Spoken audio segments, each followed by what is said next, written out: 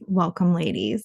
This is Empowered Ease, the podcast where we challenge the patriarchy by empowering women to take control of their health, mind, body, and spirit. My name is Jen Olinger. I'm a holistic coach, founder of the Moonflower Collective, and a critical care nurse. Join me each week as I interview healers, health practitioners, and women like you while they share their inspiring stories and their unique approaches to women's health and empowerment. So, like and subscribe so you never miss an episode, and follow along as we learn to step into our power and embrace a life of ease.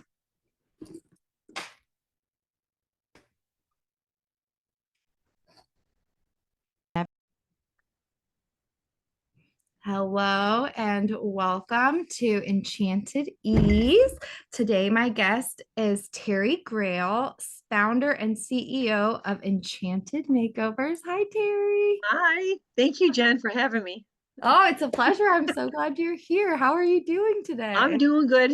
It's rainy here, so Here too, gloomy, gloomy day. So, Terry, give me a little bit about your company to start with so we have an idea of kind of what you do and what your nonprofit is all about. well, Enchanted Makeovers began in 2007, and I was Okay. asked to volunteer my time and paint one wall at a shelter for women and children.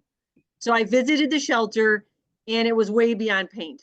The women stayed at this place. It was an old post office, so they stayed there for a year with their children, and the last stop was the women's dorm. Now, 30 women stayed in this room with all their children.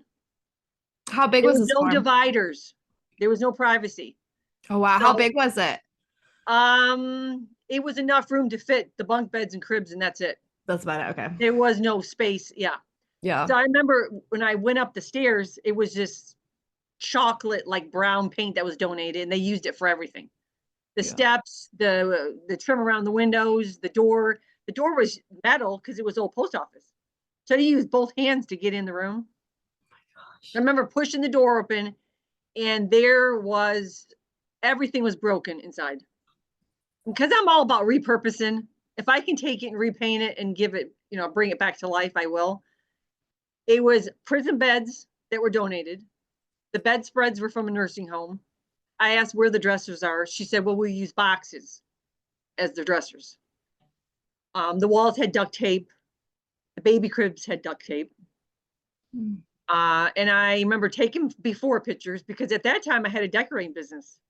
So I would take pictures like I would do for a client. And I remember telling the director, I don't know if I can do anything because it was overwhelming. I didn't have the money, I didn't have the volunteers. So I took before and I went home and I forgot about it. I said, I'm not doing this. It's just too much. I have my business, my kids were little at the time. I have a family to take care of. And a week had passed, and I just had this urgency on my heart to say, you need to look at those pictures. Well, at the time, you downloaded your pictures. You weren't using your cell phone, you used the camera. So I downloaded them, and the last picture was a bunk bed and that duct tape on the wall. And I've always loved polka dots since I was a child. And there was two pillowcases, no pillows. There was two pillows, no pillowcases on them. And there was a white, very subtle white polka dots on the pillow. And I heard, trust me. And in that moment, I lifted my right hand up and I said, I'll do it. I didn't know how I was going to do it. And the next day, I just went out and I drove to one of the big stores in my town asking for free paint. And the woman rolled her chair out from the office and said, we don't have time for you. And I went out in my car. I did the ugly cry. I went to another paint store. They said, well, when we get done with the customers, we'll talk to you. I got up to the desk. Well, you have to go through corporate to get paint donated. And I share that because my thought at that time was if they could just hear the women's stories. Because once I said yes to this, I already had went back to the women and said, this is my commitment. I'm going to do the best I can. We cried together, the women. I mean, I was just like in tears sharing that this hope I had for the women.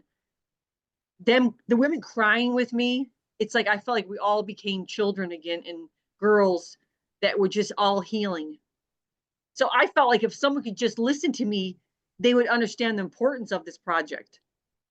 So you So I went to think, volunteer at a shelter, went yes, home, thinking about not doing it, downloaded this picture, got your sign, and then went back, spoke to these women, were touched by their story. So now you're out trying to get donations because you're like, I'm yes, not going to paint it this ugly brown color.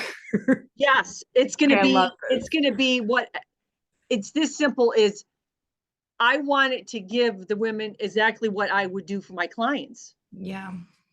And my clients came to me if they wanted um, country theme or cottage, Mm-hmm. or shabby chic. So it was all handmade. It was a little vintage. It was a little bit new. Mm-hmm. So I kept getting the no. And I remember I was turning 40 that year.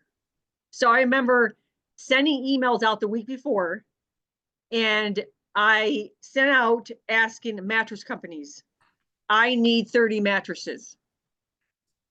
And I remember waking up that morning, and before I touched the floor, I said, I don't want anything for my birthday. I want the largest donation. 12 o'clock hits, and I get a phone call, and it was a gentleman that owned a mattress company. He says, I'm in Mexico right now on vacation. I received your email. And my father always taught me if you can help, you need to do it. Oh, I will donate all those mattresses, all the mattress pads, and all the pillows. so he did more. Yes, that was my first largest donation. And from there, I said, I am not, no matter how long it takes, I am going to fulfill, I'm going to keep this promise to the women. And the women the dorm was transformed. It was transformed into with the murals, quilts, you name it, new bunk beds. And the bunk bed piece, what I want to share is it was a 15-minute appointment of how I got the bunk beds. Because I believe that we have divine appointments and we have divine timing in our life, and we can choose either to not commit to that appointment and lose something that we don't even know is being handed to us. And I share this thing about the bunk beds is because my first client, if you book an appointment with her, you can't, she's like a year ahead. So she had a 15-minute cancellation. So her client walks in and says, can I get my brows done? And they're like, well, we have a cancellation. So she sits down and starts telling this woman about this project I'm working on. And she says, well, I'm friends with, which was the largest furniture store here in Michigan, it was Art Van. And she's, I'll reach out to him. He comes to the shelter in his limousine, the owner of the furniture store. So that's Oh my 15-minute gosh. cancellation of her just sharing. He comes to the shelter. He does the tour of the dorm. He asks me, what is this going to look like? Blah, blah, blah. And then he leaves. A week passed. He calls me. And he says, I want to know about you. Do you have children? What is, I said, well, I have a decorating business and it's all about repurposing. I don't know why I said it, but I said, I don't buy your furniture. I have no idea because I was about repurposing grandma's treasures. Yeah. So saving grandma's dressers and repainting it and giving it, just loving it back to life. Yeah, new life. So I was just speaking my truth, and it was kind of quiet. And he says, well, tell me more about your family. So I shared about my children, and it was quiet. He said, I'm going to donate all the bunk beds and all new baby cribs. That was 15-minute cancellation. And it's been like that for 17 years. It's enchanted. It's truly enchanting when I say that.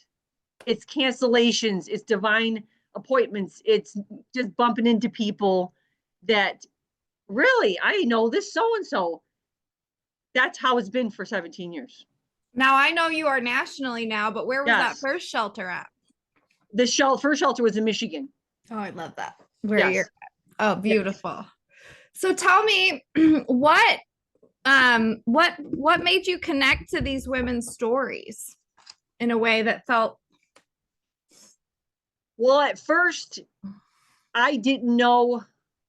I know now I had a way greater purpose than my decorating business. I was supposed to be there. And I was supposed to heal my own story with the women. I can Yes. say that now, but as a child, we moved place to place. We moved 12 times. We were homeless. It was living in a one room with family. It was all that all turned into trauma.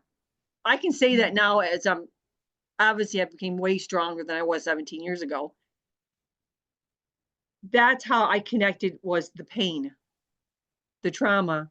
Um, it Not wasn't feeling that like at home or having like that comfort of a place to go, that feeling. Is that what you related yes, to? yes. Well, it was we have a thing on our website that says she is me. Mm-hmm. And a lot of people misunderstand that. It's not about the domestic violence. It's not about human trafficking. I always say to women, have you ever felt pain? Of course they're going to say yes. And I said, isn't that enough to say she is me? Mm-hmm. That's it. That's all that one little, those three little words mean. That's enough that we're not here to save you. We're here to walk beside you. Mm-hmm. That's it. So that's how I have grown stronger is the women being so bold and honest, and you cannot bowl, you know what, the women, because they Yeah. see through that. They've been, I mean, a lot of them have lived on the streets. They have not only been had abuse as a child, but then that turns into addiction. And then that turns into I have to sell myself to take care of the addiction. Then Mm-hmm. that turns into incarceration. So they can see through any the bull crap. So Mm-hmm. that made me have to turn the mirror to myself and speak my truth as I sat and shared. The women shared stories with me. So I always say the women are warriors. You Mm-hmm. are warriors. They don't see themselves that way. I do. And I now can say I am a warrior too. I was gonna So say. that's what this means. Yes. Beautiful. I love that. So tell me the kind of work you guys do. So I heard you mention, you have these shelter victims are long term. They're there for, I don't know if that's all of them since you're working in so many different locations. So I know that as part of your nonprofit, you guys provide a number of different services that women donate. Tell me a little bit about the kind of things you guys donate and do for these women who are in need. Well, that first started with just the transformation of bedrooms, because that is Mm-hmm. really your sacred space that you're not sharing. Some are dorms, and then some turn into that you have your own private room, but usually that's 3 to 4 women you're sharing that space with. Mm-hmm. So that was always my sacred space as a child, was my bedroom. I felt like I Mm-hmm. could escape and just, it was a safe haven for me. So it was only naturally to say we have to focus on the bedrooms. But that organically grew to the capes for kids. None of this was planned out. It went through just the emotions that it grew through what I learned, what the women taught me. So the capes for kids is not about Superman.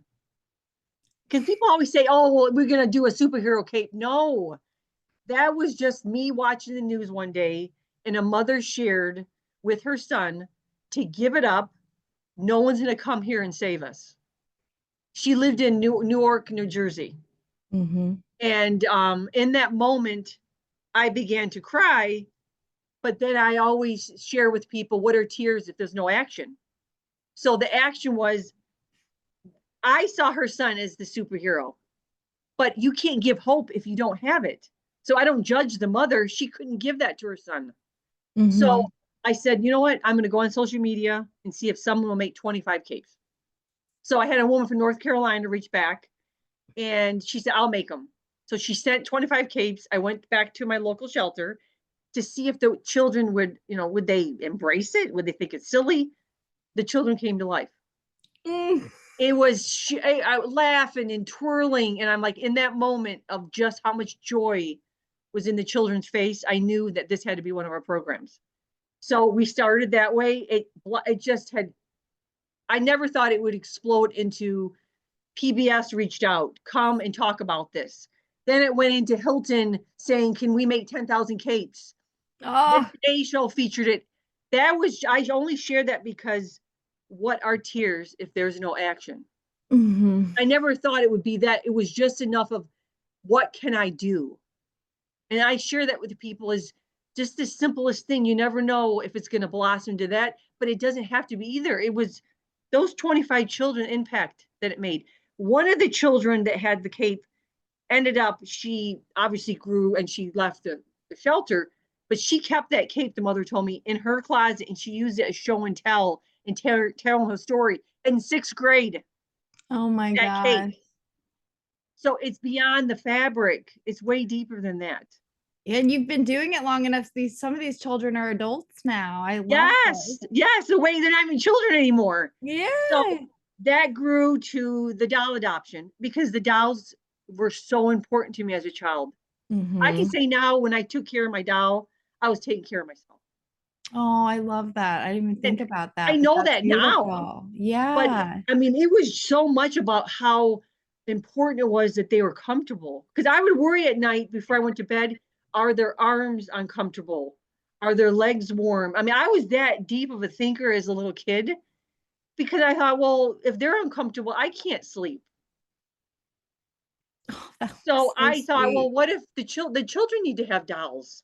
Yeah. So that's how I brought the doll adoption in. And the children have so much embraced it. I mean, no one has said I don't want a doll. I mean, and when the dolls are laid out, we never give a doll. The children get to pick their doll. It's whatever you love. Because you might not want that doll that has you know, I don't know. There's some that are crocheted, there's some that are a panel doll, but it's your Yeah. choice what you get to pick. Yeah. Who knows why a child would connect with whatever they're connecting with? Yeah. Yes. I love Yes. that. From there, it went to the pillowcase program. And it's a traveling pillowcase project. It is not about a traveling size pillow because people think that's what it is. Like you can get the smaller pillows and they have the smaller pillowcase. It's not that. The traveling pillowcase is about how when I would go to bed at night, even through all that moving and I can say this now. I used to pull my hair out.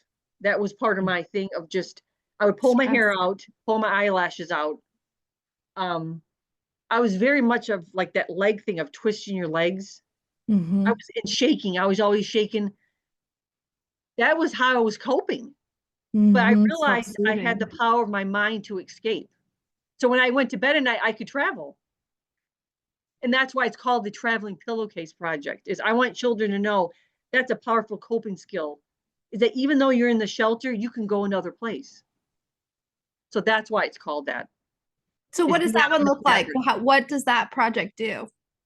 Well, obviously we want colorful, fun fabric. We don't want just a white pillowcase. So people are making these beautiful Yes, pillowcases and they donating make them. them across the Beautiful. country. Yes, Okay. and people add little messages. We have a lot for the women. It's I am a warrior.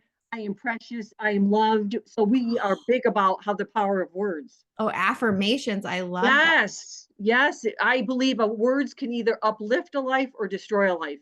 Yeah. So I know how important that is. So that every single project has way beyond the fabric.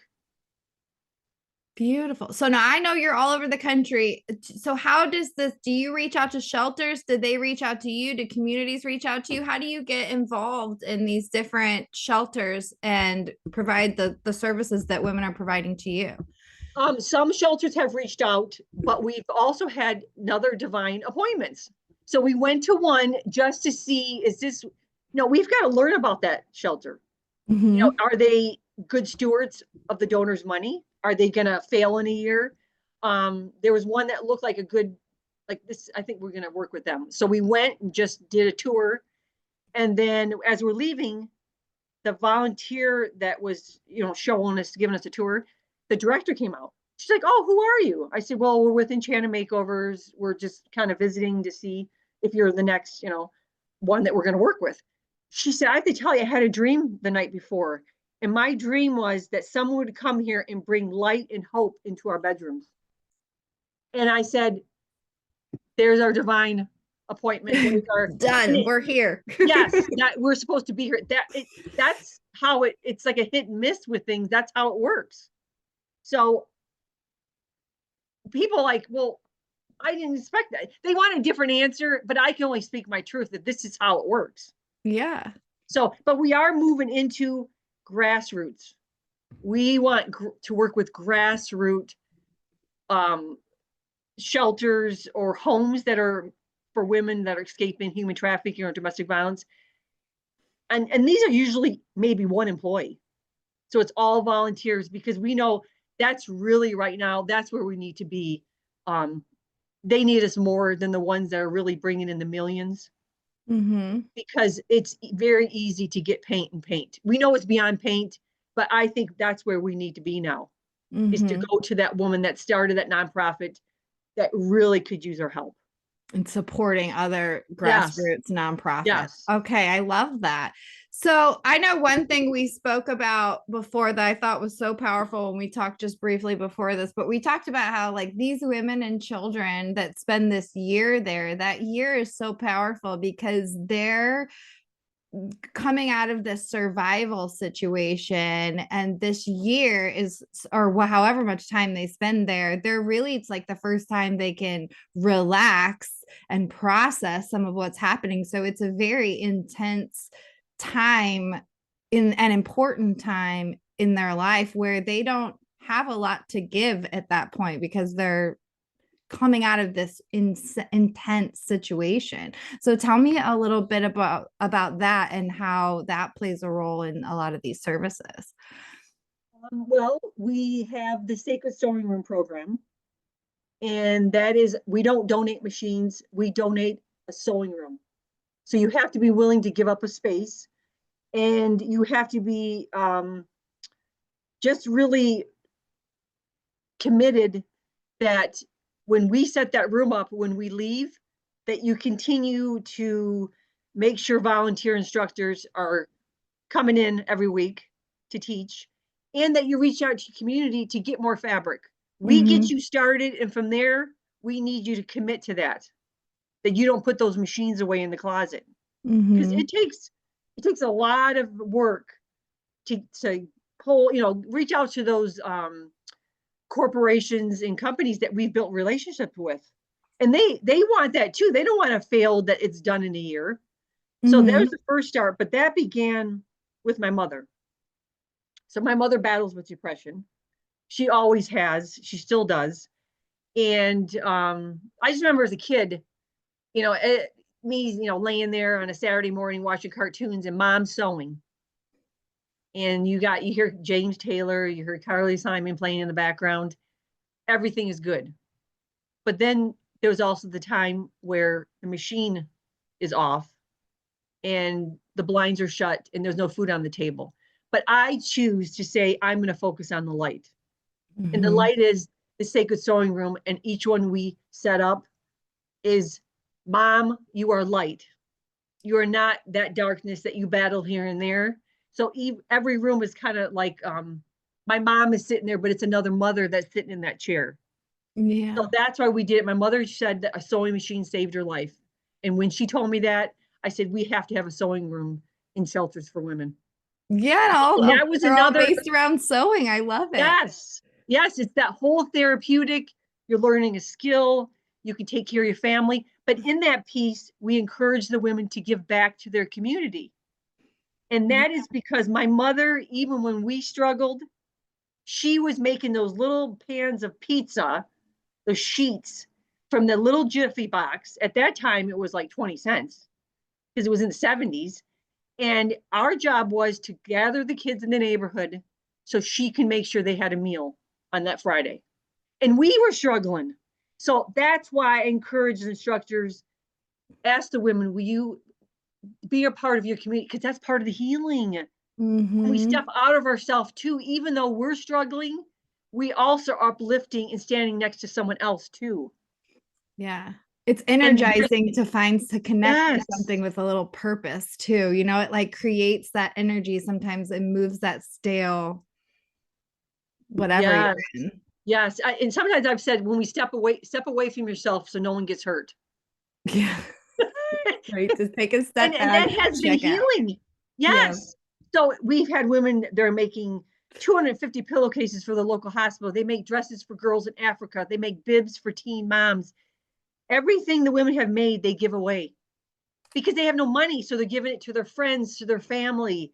So, and if you fall behind in a project, another woman steps right there to say, I can help you. There's not exchange of words. This is what the volunteer instructors have shared with us. It's all that whole team system is I'm there to support you. So it's even beyond the sewing machine too in a factor. It's so many different like branches to every program. That's the beauty of it. I love it. It's the grassroots, like love is in Yes. every essence and every chain link of this. It's all people Yes. just giving. So you seem to have a gift, some magic around your ability to get people to come together and provide these services. So any insight into how you're so successful? Because this is what I hear from you every time I talk to you or look into it. You just have this gift for bringing people out who want to give, and I love that. Um, well, I think the gift is people want to be seen and heard. And Mm-hmm. through that is serving with your talent. Because that is your voice. When you're making that quilt, that's you. That's you in that quilt in your voice. So we want people to serve with their talent. That's it. It's really not rocket science. I mean, when it started, people were saying, well, I thought you were supposed to tell me what to do. But they were also sharing their story before they said that. And I knew in that moment it had to be full circle. Everyone had to have a voice in this. So people send stories of they're in domestic violence situation, but they're making a quilt. Yeah. Everyone needs to be seen and heard, because if it's only half sided, you're really taking away something from the women and children because they have so much to teach us. Yes.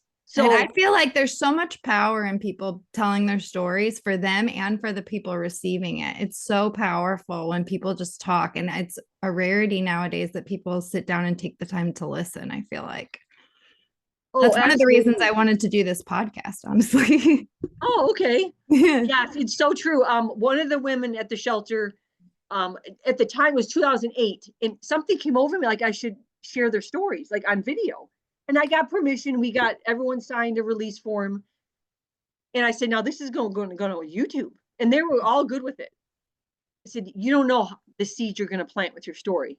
Oh my gosh, So yeah. one of the mothers, I remember sitting in the cafeteria at the shelter, and her baby was in the high chair, and she started sharing about she lived in Detroit, and she shared how her father would sell the food stamps, and she had brothers and sisters. So she said, my first thought was I have to take care of my brothers and sisters, so I turned to stripping. I was 12 years old, and she said the sad part is I thought, well, I guess I'm good at something. Mm. That's how she saw herself. um she said, I'm so grateful I'm here now rebuilding my life. I'm grateful for the food and the lighting, but no one ever wants to listen to our story. Mm-hmm. I never forgot that. I never forgot. I see her face. I'm not good with names. I never forget a face. So years had passed, and I was at a fundraising event. She was there, and she ran up to me and hugged me. And she's, I have to tell you, I went back to college, Oh my and God. I shared that video that you did of me to my class. Oh my gosh, her And she says I story. ended up getting an A, and the class stood up and she got a standing ovation. I got She chills. incorporated that video of her story with her class. Oh, that's You beautiful. never know, just that little urge of saying, share the story. I just did what I felt in my heart. I never thought years later how it would make a greater impact. Mm. Yes. So I I urge love that that. with people is, if it touches your heart, if there's tears, please, you don't might not have all the answers. You don't have the funding, the volunteers, take action. There's something greater out of that. Oh my gosh, I love that. I say this a lot. I'll probably say it almost every episode, but with women specifically and trauma survivors specifically, there's so much power in telling and hearing other people tell their stories as well, because there's something about us that is so easily we push it under the rug. Like you said, it took you so long to acknowledge your own experience. I've been that way as well. The older I get, the more I acknowledge about maybe some of the things that have happened to me in the past. And there, when you hear another woman or another trauma survivor talk about their story, something in our mind is like, oh, maybe that affect, it validates something on a level that you can't validate without hearing stories. And then when you tell your story and see how other people connect to it, that also validates things. It's this exchange, and that community is so powerful. So I just so heartwarming to hear you making all these connections, giving these women a space to share their stories. I love it. Yes. So it's beyond the paint. Of The course. paint is something, just a tool for something greater. Yes. If I was called to decorate, I would have kept my decorating business. I closed it down and started a nonprofit. So when I get those few that say, "Oh, you decorate shelters," I have to say, no. If I did, I would have kept my decorating business. Yeah. It's not about that. And I encourage people to come in that say that, because they need the transformation themselves to see that it's way bigger than that. You Yes. can't deny people. You want them to come in and learn. And hopefully it's the heart and mind is the bigger piece, that when we change the way we serve, it changes the way we see each other. And that's Yeah. my biggest piece I've stood by all these years. It keeps that humanity alive. Yes. Like it doesn't let us It's not, I'm dehumanize here to help the someone. abused women. I'm here to help the poor person. I'm here to help the homeless. No, we're here to serve each other. Mm-hmm. It's it's not the women and children's identity. It was their circumstance. It's not their identity. And Mm-hmm. you also have a story, because you're here too. Because we all have a story. We do. So that's the biggest. Because been asked before by different reporters, like, what is that you want to, like, kind of like, if, when you die, what is the thing you want? What do you want to leave this world with? Yes. Yes. And that is it, is to see ourselves that she is me. And it's not that the two things that we see, the trafficking.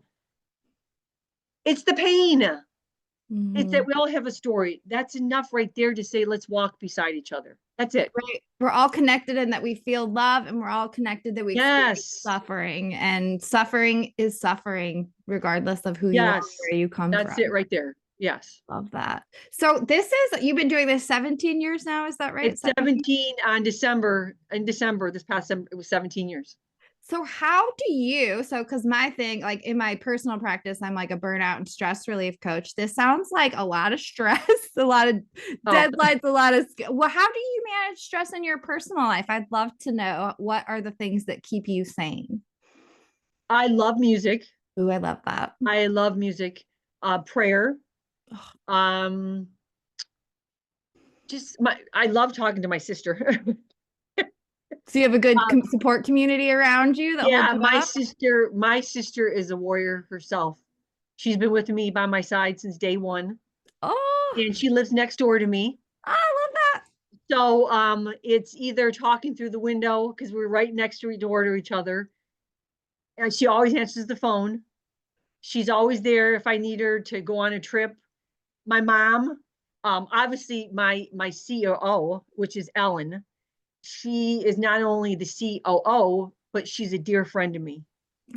So friendship is really important. But the bottom line too is that this whole process too is I'm still continuing to heal.